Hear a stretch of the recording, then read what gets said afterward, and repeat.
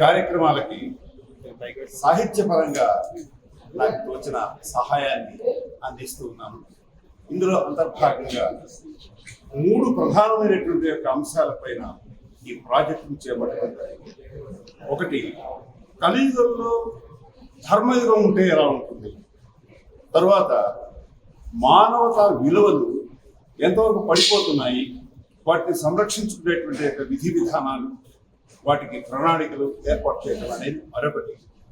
ఈ రెండింటినీ మించింది అతి ప్రమాదకరమైనటువంటి యొక్క పరిస్థితులు మన ముందు ఎన్నో కనపడుతూ ఉన్నాయి. అదేంటంటే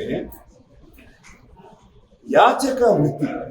ఈ యాచక వృత్తిలో చాలామంది పిల్లలు, పెద్దలు వయోభేదం లేకుండా కుటుంబాల్లో ప్రతి చోట కూడా మనకు కనపడుతూ ఉన్నారు. యాచక వృత్తి చేసి జీవనం చేసే తల్లిదండ్రులు వదిలేసిన పిల్లలు ఉన్నారు, పిల్లలు వదిలేసిన పెద్దలు ఉన్నారు. ఈ విధంగా రకరకాల వయస్సులో వాళ్ళంతా కూడా ఈ యాచక వృత్తిలోకి వస్తున్నారు. ఎలా వస్తున్నారు అని అంటే, వాళ్ళు బయటకు వచ్చిన తర్వాత